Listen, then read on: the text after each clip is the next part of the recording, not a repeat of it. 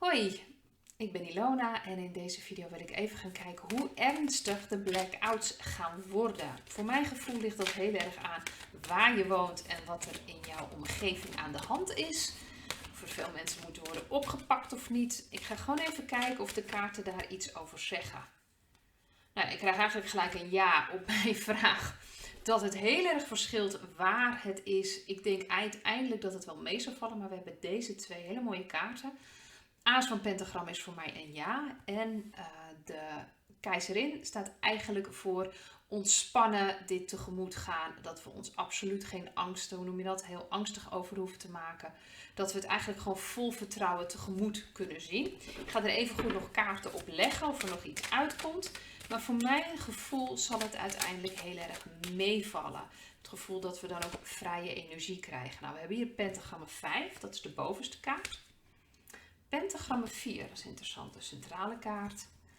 We hebben de page van staven in het verleden. De ridder van staven onder de centrale kaart. En de toekomst is staven 4. En dan hebben we nog staven 7.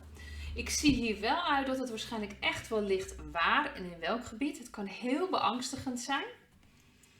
Dit is echt een mensen die letterlijk in de kou zitten en niet weten wat er aan de hand is. Het kan dus echt heel pittig zijn voor een heleboel mensen. Zeker de mensen die het absoluut niet begrijpen. Die willen vasthouden aan dingen, vasthouden aan wat ze kennen. Vooral die mensen zullen er heel veel problemen mee krijgen dat dit gebeurt. Ze zullen er niks van snappen. Ze zullen alleen maar angstig worden. Terwijl ik gewoon twee witte invloeden van de witte hoeden zie. De ridder van staven en natuurlijk ook in het verleden de page van staven. Dus voor mijn gevoel zijn zij degene die hierachter zitten. Om echt die switch te maken, die overgang te maken. Maar omdat een heleboel mensen geen flauw idee hebben wat er aan de hand is, kan het als heel angstig worden opgevat. Daardoor kan het dus ook gebeuren dat mensen, dat er strijd zal komen, dat mensen misschien zelfs zichzelf moeten gaan verdedigen, bij wijze van spreken. Ik denk ook dat dat meer in andere gebieden zal zijn dan zozeer in Europa. Ik ga zo even kijken hoe het in Europa is, maar dit is natuurlijk eigenlijk heel globaal, de kaartlegging die ik nu doe. Dus dit is eigenlijk over de hele wereld. Maar dan heb je echt mensen die daar niets van zullen snappen. Mensen die dit gewoon gebruiken om ook agressie naar buiten te brengen. Dus ook daadwerkelijk dat er ook paniek en onrust gaat ontstaan. Maar uiteindelijk zegt deze kaart mij ook dat de witte hoeden gunstiger zijn dan wat er ook gaat gebeuren. Welke aanvallen of onrusten. Ik denk dat dat heel snel gewoon weer opgevangen gaat worden. Ik denk dat er heel snel een verandering komt waardoor mensen weer rustiger worden. Maar die eerste neiging, dat er onrusten kunnen ontstaan, dat zit er wel in. Maar zeker door deze kaart, dat is ook mijn gevoel van, dat zal heel snel weer opgepakt worden. En er zal heel snel gezorgd worden dat dat in goede banen wordt geleid. Maar ik ga wel even kijken gewoon voor Europa. Zeg maar het gebied waar Nederland, België, Duitsland, een beetje dat gebied. Even kijken hoe dat zit met de blackouts of met dat alles op zwart gaat. Of dat heel ernstig zal zijn. Mijn gevoel is eigenlijk van niet. Maar ik ga heel even kijken wat de kaarten daarover zeggen. We hebben hier zwaarde 5. Dat is de bovenste kaart. Koning van pentagrammen voor de centrale kaart. Pentagrammen 5 in het verleden. Daaronder hebben we de geliefde onder de centrale kaart. En in de toekomst hebben we de page van staven. Ik trek nog even een extra kaart. En de ridder van, de koning bedoel ik, van staven. Dat is dus echt witte hoeden invloeden hier. Dus het zal even lijken, even een grimmige sfeer zal er wel ontstaan. Maar ik zie al met de geliefde dat er heel snel al connecties worden gemaakt. Ik denk dat dit vrij snel weer over is. Dat is mijn gevoel erbij, dat het echt niet heel lang gaat duren, die blackout. Maar dat mensen ook samen gaan komen, dat dit juist ook tot zorgt voor een opening. Gewoon het openen van het hart. Het is ook nodig, een nieuwe energie komt er dan volgens mij ook terug. Dat is de vrije energie wat ik begrepen heb. Dit is echt volgens het plan van de witte hoeden. Koning van pentagrammen zorgt ook voor de plannen, zorgt ook dat het wordt uitgevoerd. Dus ik heb eigenlijk niet het gevoel dat wij heel lang in een soort zwart gat gaan vallen. Absoluut niet. Zeker niet met deze invloeden voor de toekomst of de nabije toekomst. Dit zijn echt witte hoeden die erachter zitten. Die het over gaan nemen. Die met nieuwe energie komen. En die ook alles zullen opvangen als er wat dingen gaan gebeuren, als mensen onrustig worden. Dus ik heb eigenlijk het gevoel, zeker vergelijking met de kaartlegging hiervoor, dat was meer wereldwijd, dat vooral in zeg maar, het gebied van Nederland, België, Duitsland, in ieder geval weet je, het westen van Europa, valt het hartstikke mee. Dat is mijn gevoel. Kijk natuurlijk altijd wat zelf resoneert. Zorg wel dat je voorbereid bent. Dit is in ieder geval mijn gevoel, dat het eigenlijk gaat zoals het gepland is. Dat er niet zoveel onrusten zullen zijn, in ieder geval niet in het gebied waar ik nu de kaarten op leg. En dat het eigenlijk vrij voorspoedig zal verlopen. Dat is mijn gevoel daarbij. Dan wilde ik ook nog naar iets gaan kijken. Ik heb een video gezien van Sky Prince. Ik denk dat ik hem kijk of ik hem nog kan vinden. Dan zal ik hem nog op mijn Telegram kanaal zetten. Ik had hem al een keer gedeeld, maar dat was een aantal dagen geleden. En daarin zegt ze dat de Mad nog niet worden uitgerold omdat de 3D-tijdlijn te hardnekkig is. Dus voor haar gevoel in deze tijdlijn worden de Mad niet uitgerold. Nou moet ik eerlijk zeggen, voor mijn gevoel komen ze nog steeds. Maar ik ga gewoon eventjes kijken wat de kaarten daar nu over zeggen. Over de Mad. Komen ze nog of niet? En het ligt natuurlijk ook aan in welke tijdlijn je zit. Daar wil ik het zo meteen ook nog even dieper op ingaan op die tijdlijnen. Maar ik wil eerst kijken over de Mad. Ik heb de keizerin. De koningin van bekers als centrale kaart. Ik heb de keizer in het verleden. Ik heb de zegenwagen onder de koningin van bekers. En ik heb bekers 6 voor de nabije toekomst. En zwaarden 8. Ik denk dat ik er nog even eentje extra trek. Koning van pentagrammen voor de toekomst. Ik zie gewoon aan de mooie kaarten voor mijn gevoel dat ze echt wel worden uitgerold. Maar pas als we echt in die nieuwere energie komen. Dus als dingen opgeruimd zijn. Ze gaan het niet uitrollen in de tijd waar nog duistere invloeden zijn. Of waar ze nog mogelijkheden hebben om daar ook nog mee te rommelen. Dus voor mijn gevoel, zodra we echt die overstap hebben gemaakt en beginnen aan die opbouw van die nieuwe energie. Nou, die nieuwe energie is al om ons heen, maar dat we het echt gaan manifesteren, dat we het echt gaan zien, worden die Mad ook uitgerold. Dit is echt het mooie heilige vrouwelijke principe. Samen met de koningin van bekers, die eigenlijk hetzelfde energie heeft, alleen dan voor de kleine arcana van de keizerin. Dat de intuïtie, het verbinden, dat is heel belangrijk. Dat we als mensen echt met onszelf verbinden, met God verbinden, met het universum. Dan worden de Mad ook uitgerold. Dat betekent dat wij gewoon echt controle krijgen over ons leven. Of in ieder geval dat we gaan manifesteren vanuit de liefdevolle energie, vanuit balans met het heilige vrouwelijke en het heilige mannelijke. Dat het in balans is en dat, zeg maar, dat het zwart-wit, de dualiteit, brengen we in balans. Waarvanuit wij gaan manifesteren. En dan komen de Mad ook. Ik heb wel het gevoel dat ze als eerste ook gebruikt worden voor de kinderen die onder de grond vandaan gekomen zijn. Ik denk dat dat nu al gebeurt op bepaalde plekken. Dat ze ook geheeld worden. En vooral degene die het eerste nodig hebben. Die dus echt het ergst aan toe zijn, zo gezegd. Die zullen als eerste geholpen worden uiteraard. En daar is ook een plan voor. Dat wordt volgens mij ook door het leger. Want dit is dan wel een kaart van het verleden. Maar volgens mij zijn degenen die de controle over gekregen hebben over de Mad. Volgens mij hebben de duisteren al heel lang de Mad maar gebruikt alleen voor zichzelf. Dus zij hebben nu die techniek in handen. En zij zijn ook degene die het gaan uitrollen. Dus het valt echt onder de militairen. Zij zorgen ook waar het terecht komt. Zij zorgen ook voor degenen die daarvoor in aanmerking komen. En ik geloof ook zeker dat ze nog uitgerold gaan worden. Ik voel eigenlijk aan niets dat opeens dat niet door zou gaan. Dat is ook een beetje waar ik ook even op in wil gaan. Want zij zegt dan dat de 3D-tijdlijn heel hardnekkig is. Nou heb ik daar gewoon mijn eigen ideeën over. Want voor mijn gevoel, als jouw frequentie omhoog gaat, kom je gewoon op een andere tijdlijn terecht. En dit kan soms best wel moeilijk zijn. Want wie weet zijn er geliefden of mensen in je familie die blijven hardnekkig in de 3D-tijdlijn. Dat is hun keuze. Jij mag daarin een keuze maken of je verder gaat, in zekere zin, in spirituele zin. En dat je het ook een beetje loslaat wat degene dan doet die helemaal in de 3D blijft zitten. Of dat je toch nog je energie blijft aanpassen. Want in dat geval ga je natuurlijk ook mee in de 3D.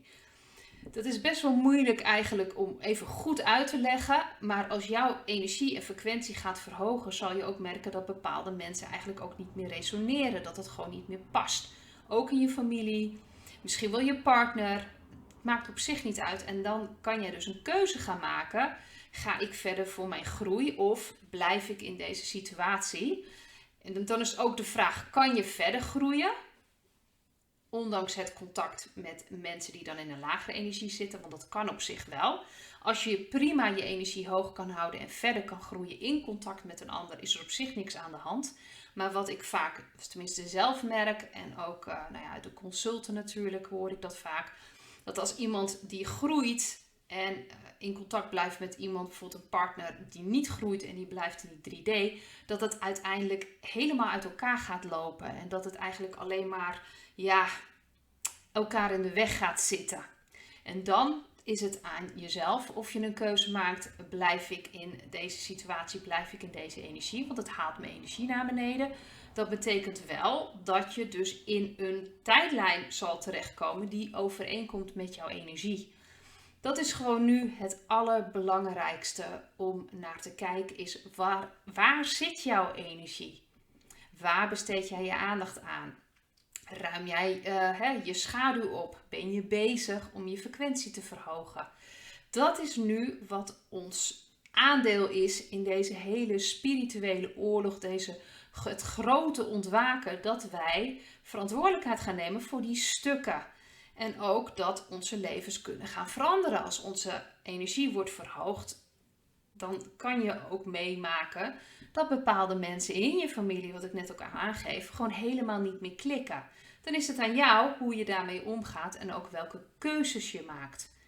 Dat is altijd zo. En dan zie je wel, want hoe hoger jouw frequentie, dan geloof ik niet dat bij wijze van spreken, als jij in een hoge frequentie zit, dat je buurvrouw die dat niet is, dat je dan opeens meegesleurd wordt in een tijdlijn waar je helemaal niet hoort te zitten. De tijdlijnen sluiten aan op jouw frequentie.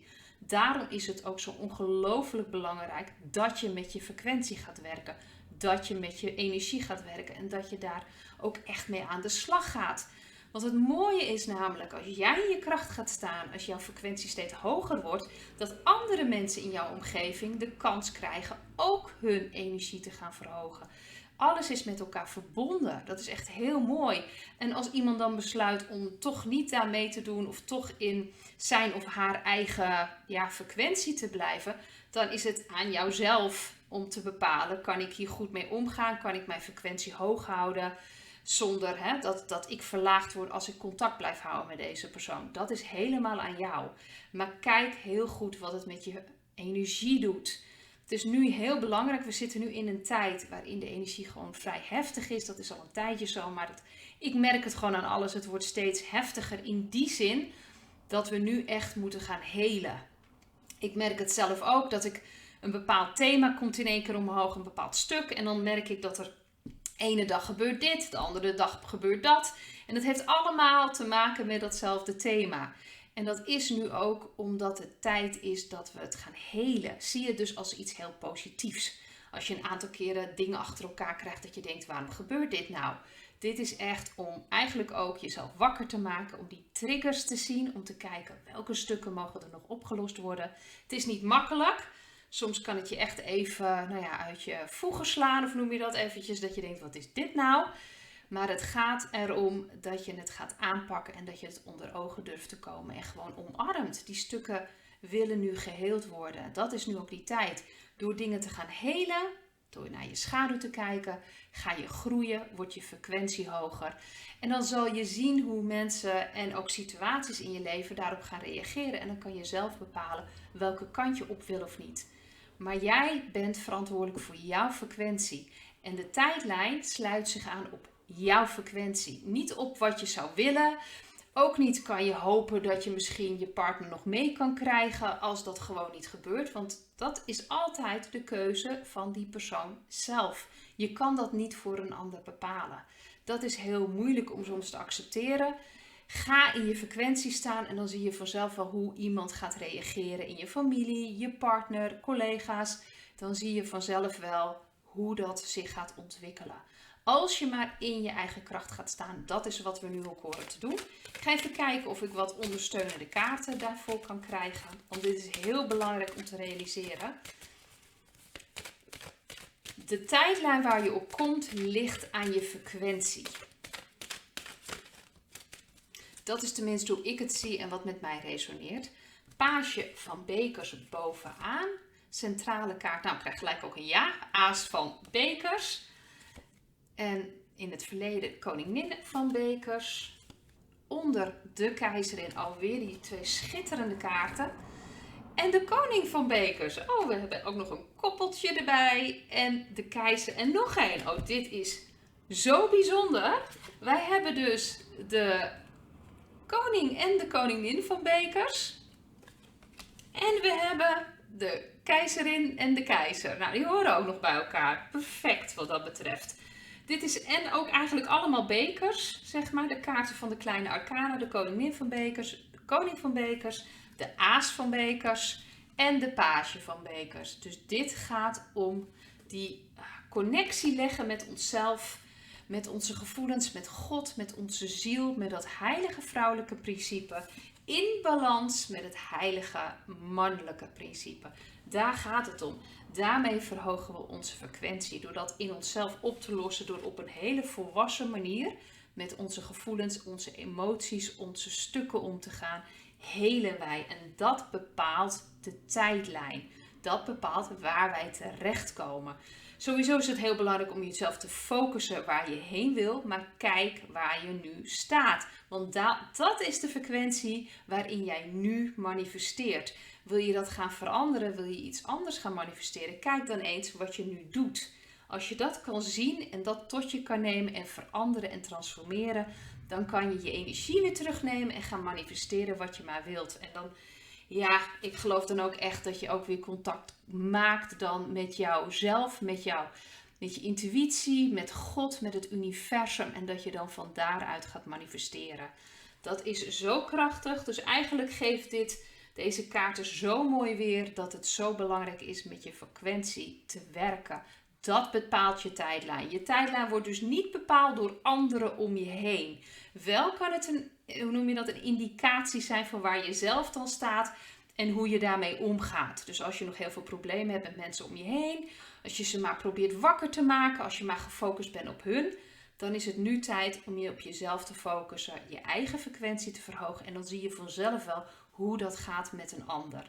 Als jij krachtig kan blijven, in je frequentie kan blijven, zelfs in contact met een ander, is er niets aan de hand. Maar als je merkt dat er iets niet helemaal goed gaat en je energie zakt toch, of je bent toch back af als je met iemand gepraat hebt, of het voelt toch niet goed, dan is het belangrijk voor jou om stappen te nemen om jouw energie te gaan beschermen. Misschien moet er nog wat opgelost worden, misschien heb je nog wat schuldgevoel of pijnstukken of iets wat je mag onderzoeken, maar het kan ook dat het tijd wordt om iemand los te laten. En dat kan je uiteindelijk alleen maar zelf bepalen. Maar jouw frequentie is wat bepaalt in welke tijdlijn je terechtkomt. Nu wil ik het hier graag bij laten. Hopelijk tot de volgende video. Dag!